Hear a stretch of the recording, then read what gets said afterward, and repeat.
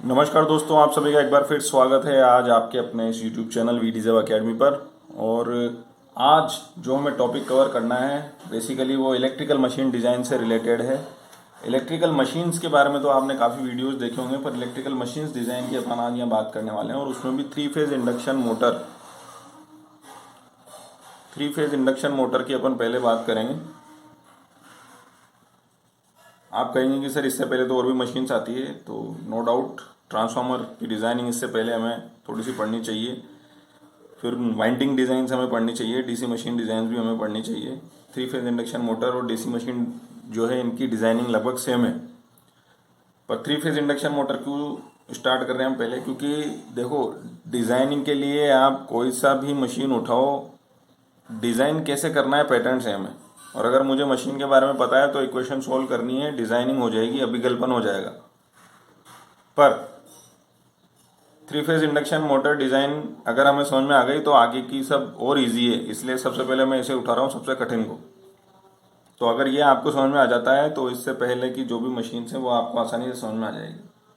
अब three phase induction motor जो है इसकी डिज़ाइनिंग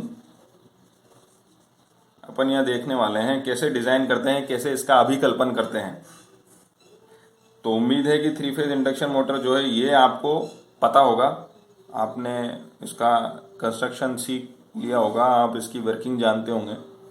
वो ज़्यादा डिटेल में यहाँ पर डिस्कस नहीं करूँगा। अपन यहाँ पर जो डिस्कस करेंगे वो सिर्फ है क्या, डिज़ाइनिंग से रिलेटेड पार्ट की कैसे हमें इसके मेन डायमेंशंस निकालने हैं, कैसे हमें इसकी स्पेसिफिकेशंस निकालनी है और क्या क्या हमें वो डिज़ाइनिंग से पहले पता होना चाहिए। तो जो इंट्रोडक्शन है डिज़ाइनिंग का, उसके लिए अगर मैं बात करूँ तो थ्री फेज इंडक्शन मशीन में जो मेन चार चीज़ें हैं जो डिज़ाइनिंग की मदद से या डिज़ाइनिंग की इक्वेशन सॉल्व करके या डिज़ाइनिंग के दौरान हम फाइंड आउट करते हैं, वो क्या क्या है। सबसे पहले तो हम जो हमारा स्टेटर है उसकी मुख्य मापें यानी मेन डायमेंशंस ऑफ स्टेटर, ये हमें पता होनी चाहिए। अगर हम डिज़ाइन कर रहे हैं तो डिज़ाइनिंग करने के बाद ये हमें पता चल जाना चाहिए, यानी हमारा इस मोटर का डिज़ाइनिंग करने के दौरान जो मकसद है, जो एम है, वो क्या है कि इसकी मेन स्टेटर की मेन डायमेंशंस फाइंड आउट करना। साथ ही साथ डिटेल्स ऑफ स्टेटर वाइंडिंग,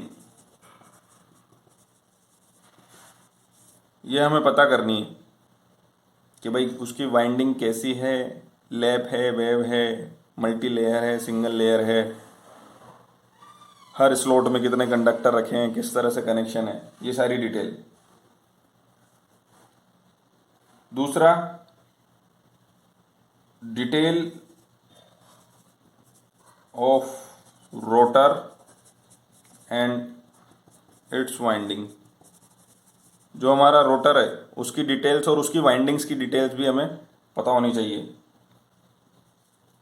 पता चल जानी चाहिए। जब हम ये डिज़ाइनिंग का कार्य कर लेंगे उसके बाद हमें पता चल जाना चाहिए। और परफॉर्मेंस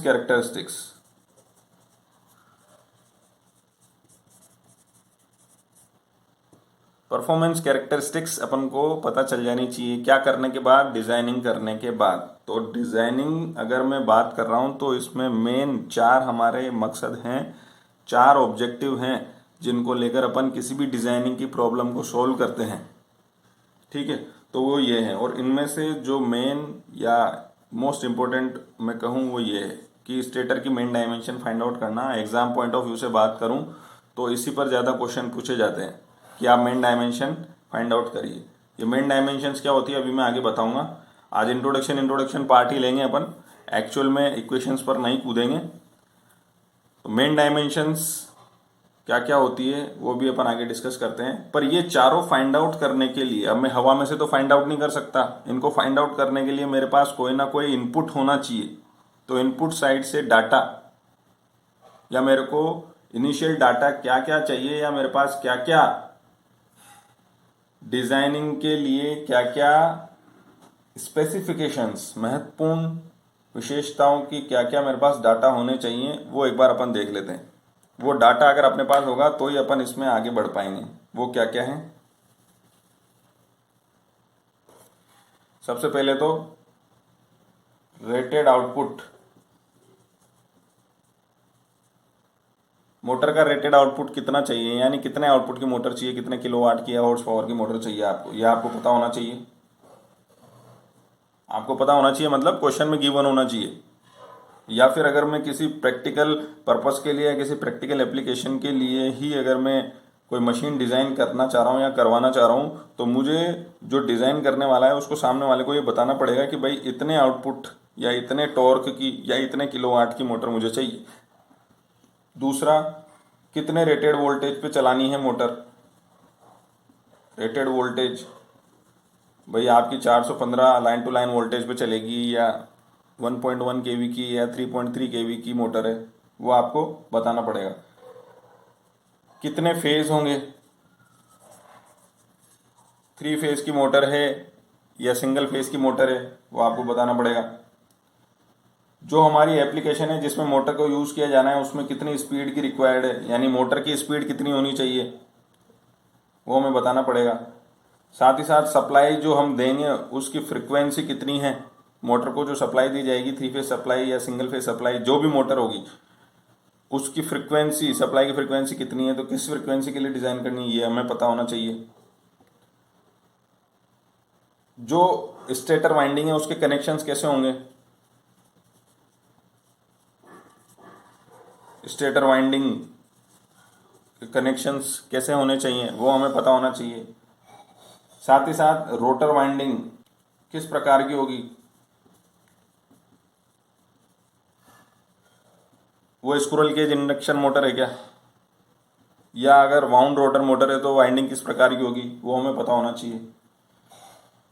किस वर्किंग कंडीशन में काम करेगी, वर्किंग कंडीशन क्या है, वर्किंग कंडीशन से मतलब क्या आप किसी ऐसे प्लांट में इस मोटर को यूज़ करने वाले हैं जहाँ पर बहुत ज़्यादा एसिडिक नेचर है या बहुत ज़्यादा धूल उड़ती है, या आप किसी रेगिस्तान इलाके में इसको यूज़ करेंगे, ये सारी चीज़ें उसके डिज़ाइनिंग पर प्रभाव डाल।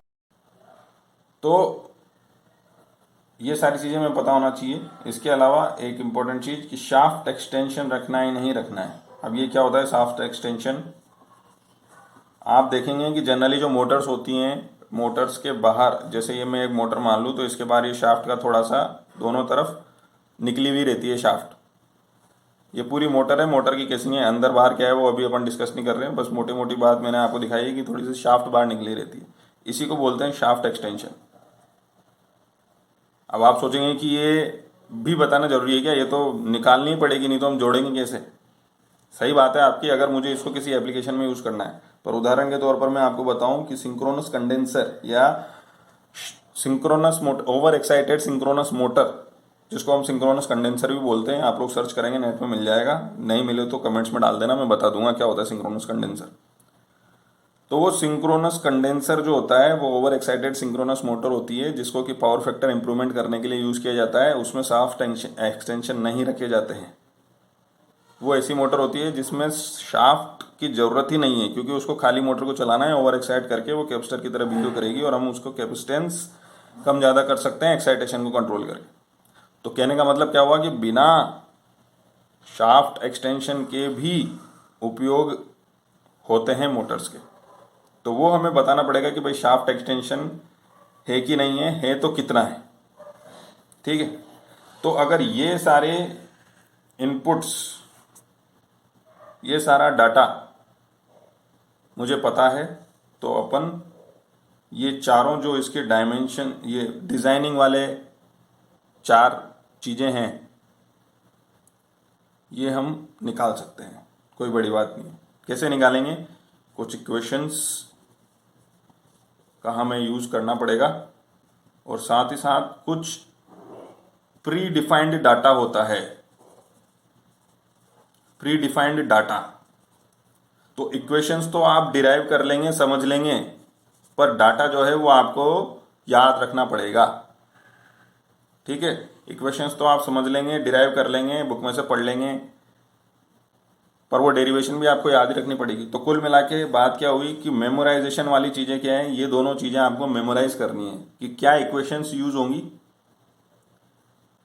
और प्री डिफाइंड डाटा क्या क्या यूज होता है, वो भी अपन आगे देखेंगे तो आपको पता चल जाएगा।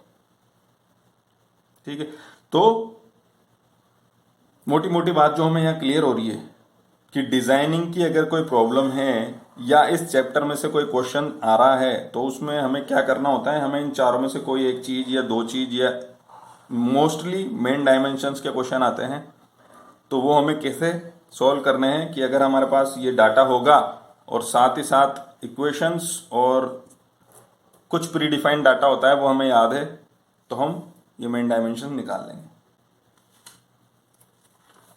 अब मैं आपको एक बार बता देता हूँ जैसे मेन डायमेंशंस क्या है। वैसे हम ये चारों ही चीज़ें देखेंगे एक एक करके, पर सबसे पहले मेन डायमेंशंस क्योंकि ये इंपॉर्टेंट है। तो मेन डायमेंशंस क्या होती है ये आप देखें, बोर्ड पे आप देखेंगे तो आपको एक इमेज दिख रही होगी। अब इस इमेज में आप देखिए कि ये जो अपना डी लिखा हुआ है, ये डी, इस साइड पर जो डी लिखा हुआ है ये क्या बता रहा है अपने को, इस पूरे का डायमीटर बता रहा है। ठीक है ना, तो ये एक इंपॉर्टेंट चीज़ है। अगर मुझे डाया पता है, अंदर जो बीच में गैप है मोटर में उसका मेरे को डाया पता है, तो मेरे को काफ़ी सारी चीज़ें पता चल जाएगी कि भाई मेरे को रोटर मैक्सिमम कितना रखना है, जो मेरे को सिलेंडर बनाना है आउटर स्टेटर का, जो मेरे को पूरा होलो सिलेंडर बनाना है उसको किस तरीके से कितना डाया रखना है। साथ ही साथ ये जो ऊपर आपको दिख रही है एल लेंथ, तो ये डी और ये एल, ये इसकी मेन डायमेंशंस हैं। इसी चीज को आप यहाँ सामने इसके एलिवेशन जो ये दिखा रखा है क्रॉस सेक्शन, इसमें भी देख सकते हो। ठीक है, ऊपर वाला पार्ट तो बाहर वाला जो सर्कल दिख रहा है आपको रिंग टाइप, वो तो क्या हो गया स्टेटर, अंदर वाला हो गया रोटर, और ये डी ये बताया जा रहा है। तो अब ये मेन डायमेंशन है, तो इसको कैसे निकालेंगे, तो इसके लिए कुछ इक्वेशंस हमें याद रखनी पड़ती है और कुछ प्री डिफाइंड डाटा होता है, वो भी मैं आपको भी बता देता हूँ, डिटेल में अपन बाद में देखेंगे। ठीक है, निकालना कैसे इसको और स्टेप्स क्या फॉलो करनी है वो अपन आगे देखेंगे। यहां इस केस में जब मुझे मेन डायमेंशंस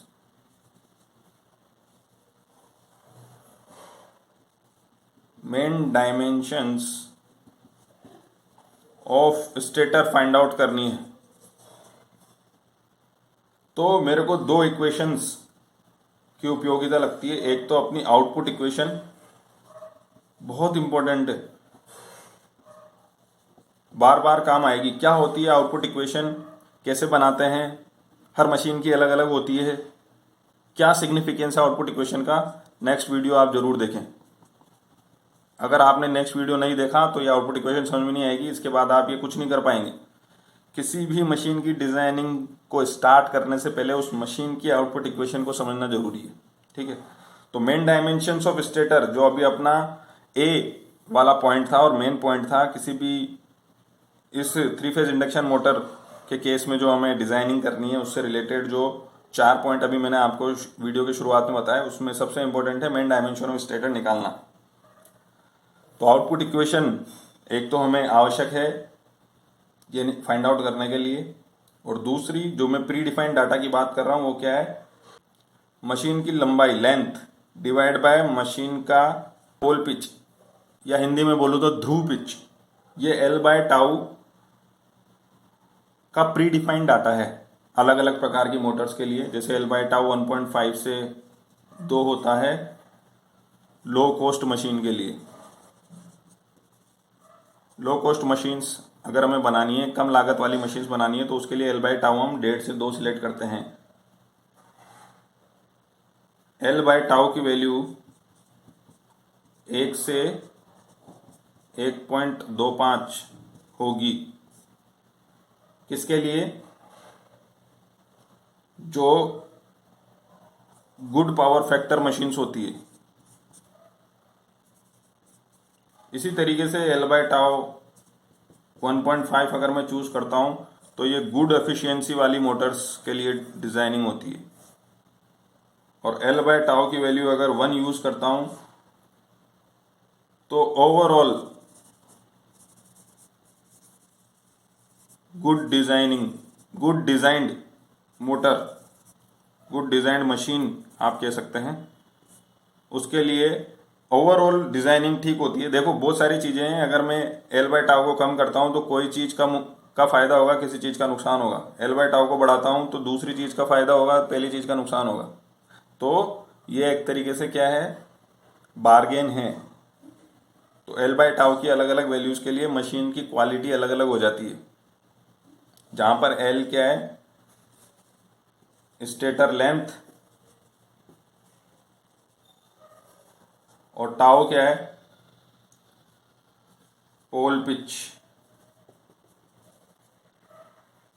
ठीक है, तो ये वैल्यूज क्वेश्चन में दी जाएगी क्या, हो सकता है क्वेश्चन में दे दें।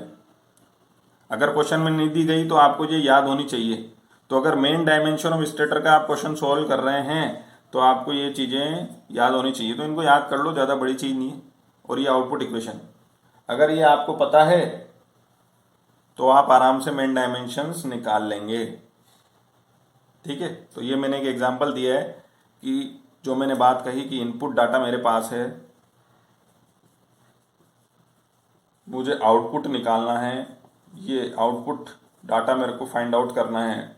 डिजाइनिंग का मतलब आउटपुट डाटा फाइंड आउट करना। ये मेरे को आउटपुट डाटा फाइंड आउट करना है, जैसे उदाहरण के तौर पर मेन डायमेंशन। तो यहाँ इनपुट डाटा से आउटपुट डाटा तक पहुँचने के लिए मुझे एक तो इक्वेशंस चाहिए, दूसरा मेरे को एक प्री डिफाइंड डाटा चाहिए।